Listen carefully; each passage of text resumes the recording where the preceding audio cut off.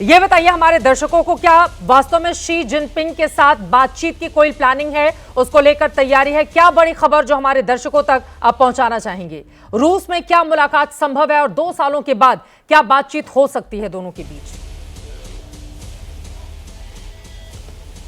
देखिए, ऐसे जब इवेंट होते हैं, जब मल्टीलैटरल और बहुत सारे जो कंट्रीज जो एक साथ मिलती है, ऐसे कोई जो इस तरह के इवेंट्स होते हैं, उसमें बायलैटरल डिस्कशंस बहुत सारे होते हैं।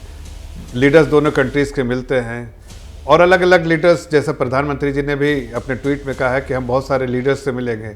अब उसमें अगर चीन के जिनपिंग से मिलेंगे तो वो भी आपको जानकारी उसकी होगी, लेकिन इस वक्त कोई इस तरह की जानकारी मुझे नहीं है और अभी इसकी कोई पुष्टि भी विदेश मंत्रालय ने नहीं की है कि वो मिलने वाले हैं। लेकिन मैं इतना जरूर कह सकता हूँ कि जिस तरह से उस पूरे ब्रिक्स सम्मेलन का जो एजेंडा है वो डेवलपमेंटल एजेंडा है, जो मल्टीलैटरलिज्म के बारे में उन्होंने कहा है कि पूरा उसमें इकोनॉमिक कोऑपरेशन के बारे में है, सिक्योरिटी रीजन के बारे में है, इस सारी चीज़ों पे, क्लाइमेट चेंज के बारे में, पीपल टू पीपल कांटेक्ट के बारे में, ये सारी चीज़ों पे चर्चा होने वाली है और इसके लिए बायलैटरल डिस्कशंस बहुत ज़रूरी है, बायलैटरल मीटिंग बहुत ज़रूरी है साइडलाइन में जो होते हैं।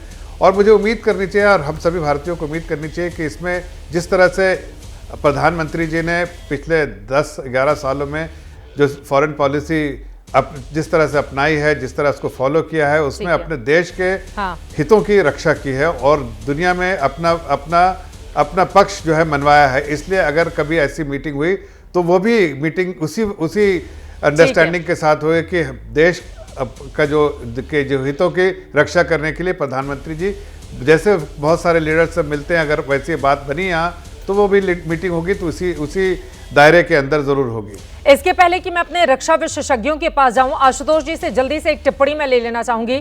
आशुतोष जी, चीन एक ऐसा मसला रहा है जिस पर लगातार विपक्षी दल सरकार को घेरते रहे हैं, लेकिन ये जो कूटनीतिक स्तर पर बड़ी कामयाबी मानी जा रही है 2020 की स्थिति बहाल होने की, इसको लेकर अब ये दल कैसे आगे बढ़ेंगे? क्या वास्तव में भारत सरकार ने बड़ी कामयाबी हासिल की है और बहुत ज्यादा धैर्य का परिचय भी इस पूरे मामले में दिया गया है? देखिए, इसमें 2 पहलू है। पहली बात तो ये कि ये भारत की विदेश नीति का मसला है और विदेश नीति के मसले पर पूरे देश के अंदर हमेशा एक सहमति होती रहती है। इसीलिए इस मसले पर मुझे नहीं लगता विपक्षी पार्टी कोई बड़ा मुद्दा बनाने की कोशिश करेंगी। जो इस वक्त जो डेवलपमेंट हुआ है ये भारत के लिए, भारत की विदेश नीति के लिए और अंतर्राष्ट्रीय स्तर पर, अंतर्राष्ट्रीय मंचों में भारत की प्रसिद्धि के लिए और साख के लिए एक बहुत अच्छा डेवलपमेंट है।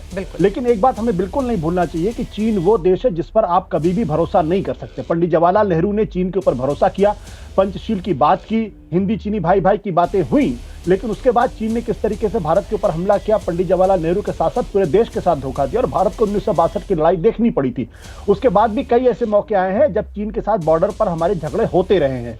यहां तक कि गलवान घाटी की बात हम बिल्कुल नहीं भूल सकते हैं, जब हमारे जो जवान थे, जो बहादुर जवान थे, जिनको शहादत भी देनी पड़ी थी।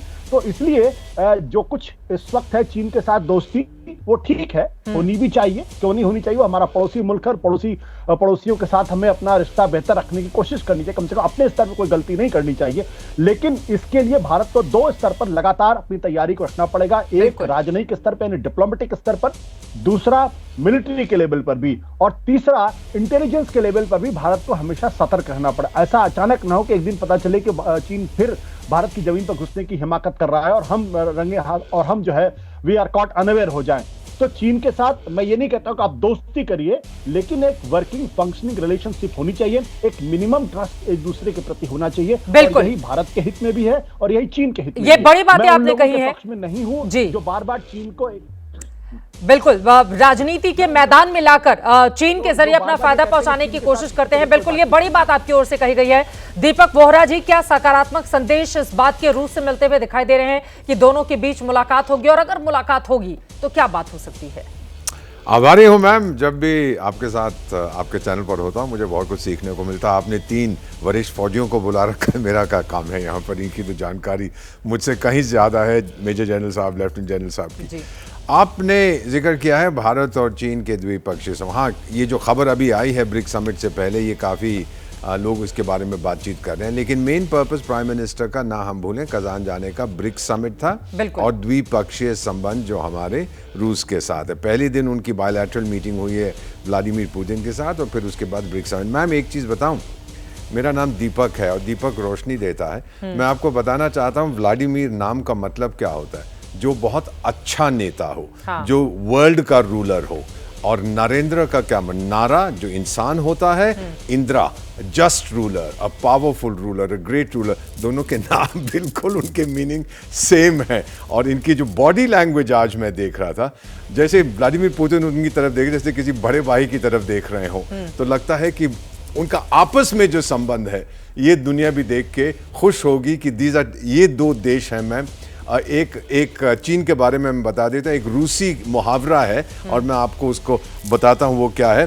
दावरे नो प्रोवेरिया, इसका मतलब होता है कि भरोसा चाहे करो लेकिन वेरीफाई करो, हमेशा आंखें खुली रखो। ये चीन के लिए है और रूस के लिए भरोसा दे देती हूँ। आपने कहा कि दीपक नाम और उसका यकीनन और उसके दूर तलक असर है, वो उजाला भी देता है, लेकिन कई बार इस मुहावरे का भी इस्तेमाल होता है दीपक तले अंधेरा। तो चीन के साथ कई बार इस रिश्ते में भी हमने देखा है अचानक से उजाला होता है और थोड़े दिनों के बाद स्थिति जस की तस हो जाती है और बार बार सवाल खड़े होने लगते हैं। जैसे ही घड़ी का काटा दोपहर 2:30 पे आए, बबीता जी का दिल सास बहू साजिश के लिए मचल जाए। और ये है इनकी बहू, पूरे दिन ऑफिस की टेंशन हो जाए गॉन जब ये करें अपना फेवरेट शो फ्री टाइम पे ऑन। इनकी तरह आप भी देखिए अपना फेवरेट शो अपने टाइम पर और डाउनलोड कीजिए एबीपी लाइव ऐप अपने स्मार्ट टीवी पर।